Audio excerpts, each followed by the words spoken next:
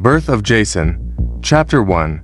The Last Sunday. The sun hung low in the sky, casting a golden hue over the sleepy southern town of Pine Hollow. The air was thick with the scent of magnolias, mingling with the earthy aroma of freshly turned soil. Jessica Voorhees stood in front of the mirror, smoothing her white Sunday dress, the fabric crisp against her skin. Her mother's gentle voice echoed in her mind, reminding her of the importance of faith and community. As she walked to church, the familiar path twisted through overgrown hedges and weathered fences, a route she'd taken countless times. But today felt different. There was a heaviness in the air, a tension that made the hairs on her arms stand on end. She caught glimpses of the townsfolk, their faces a mix of warmth and worrying, and felt a flutter of unease in her chest. Jessica, wait up. Her best friend, Mary, ran to catch up, her laughter ringing like a melody. But even Mary's infectious spirit couldn't shake the nagging feeling that something sinister was brewing us beyond the horizon. Chapter 2. Captured. The sun was setting when Jessica left the church, the sky painted with strokes of crimson and violet. The sound of hymns faded behind her, replaced by unsettling silence. As she made her way down the dirt road, the air thickened, heavy with an impending sense of doom. Suddenly, a van screeched to a halt beside her, its side door flinging open like a hungry maw. Before she could react, rough hands grabbed her, pulling her into the darkness within. Her screams echoed against the metal walls, swallowed by the night. Inside, she was surrounded by the stench of sweat and something far worse, a rotting odor that clawed at her throat. She caught a glimpse of the family that had taken her, hollow-eyed, wild-haired figures with twisted grins.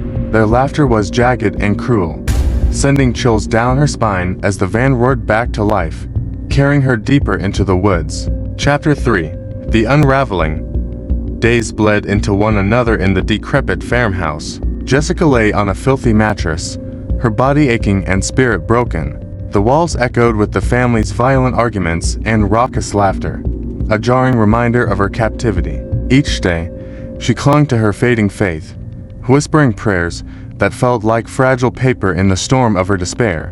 The family would come to her room, eyes glinting with malice, the words of her mother, but all that filled her mind were nightmares, visceral and dark. She could feel her identity slipping away, replaced by an all-consuming dread. Chapter 4. The Revelation. The revelation struck like a lightning bolt, the world spinning around her as she grasped the truth. She was pregnant. The horror of her condition settled over her like a shroud, twisting her insides with shame and fear. She was a vessel for a child born of violence, and the weight of it nearly crushed her spirit. One evening, as the family feasted on something she dared not identify, Jessica felt a surge of determination rise within her. She could not let this child be born into such darkness. The flickering candle light illuminated her resolve as she began to plot her escape, each thought a fragile thread weaving through her fractured psyche. Chapter 5. Birth of a Nightmare. In the dead of night, the pain began. It was unlike anything she had ever experienced, waves of agony crashing over her, pulling her under. In that filthy room, surrounded by the echoes of her captors, Jessica bore witness to the birth of her nightmare. The child emerged, a twisted reflection of the horrors that had taken root within her. As she cradled her newborn, a grotesque silence enveloped her. The baby's cries were haunting, a chilling reminder of the life they both had been forced into. In that moment, Jessica felt the first flicker of her transformation. The tenderness of her mother's love battled with a burgeoning rage, and she swore to protect this child at any cost. Chapter 6. Awakening the Beast. Days turned into a haze of exhaustion, but Jessica's mind began to sharpen. Each moment of torment fed her anger, stoking the embers of her resolve. She watched the family with careful eyes, learning their habits, their weaknesses. The once gentle girl now studied their movements like a hawk, her heart pounding with newfound purpose. In the quiet moments when they underestimated her, Jessica practiced. She fashioned makeshift weapons from the remnants of her captivity, a rusted fork, a jagged piece of glass. Her mind transformed, fueled by a primal instinct to survive and protect her child from the monsters that surrounded them. Chapter 7. The Fight Within. As the days dragged on, the battle raged within her. Jessica wrestled with her fading humanity. Each time she looked into her child's eyes, she felt the pull of both love and hatred. Could she become what she despised? The family's twisted logic began to seep into her mind, tainting her faith with doubt. In moments of solitude, she would whisper her prayers, seeking solace from a God that felt far away. Yet, in the darkness of her heart, the whisper of vengeance grew louder. She felt the stirrings of a warrior within, the instincts of a mother ready to fight for her offspring. Chapter 8. The Confrontation.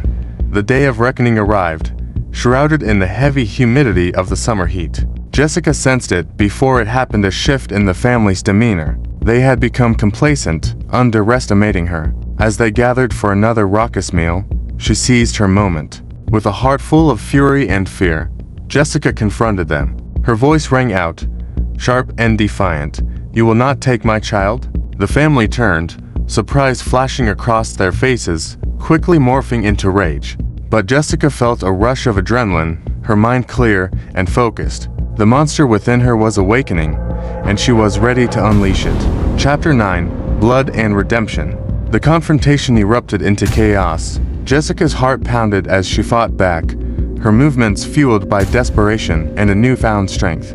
The grotesque figures of her captors loomed over her, but she was no longer the terrified girl they had taken. She was a mother, a warrior, and she fought with the ferocity of a cornered animal. Blood splattered across the walls as the battle raged, a visceral testament to her transformation. With each strike, she felt a release, the violence becoming a catharsis for her anguish. Jessica's laughter mingled with the screams of her captors, a chilling symphony of survival that echoed in her ears. Chapter 10. The Escape. Amidst the chaos, Jessica seized her chance. Heart racing, she gathered her child close, and with every ounce of strength, she burst through the door and into the oppressive night. The woods closed in around her, dark and foreboding, but the adrenaline coursing through her veins lit the way. Branches clawed at her skin as she ran, her breath ragged but steady. Behind her, the howls of the family pierced the night, a reminder of the horrors she was leaving behind. Each step was a reclamation of her life, a declaration that she would not be defined by the darkness that sought to consume her. As dawn broke on the horizon, Jessica emerged from the trees, the first rays of light washing over her battered body. She glanced back, a mix of fear and triumph swelling in her chest. Though she carried the scars of her past, she had survived. With her child in her arms, she began to walk toward a new beginning, the shadows of her captors fading behind her but never forgotten.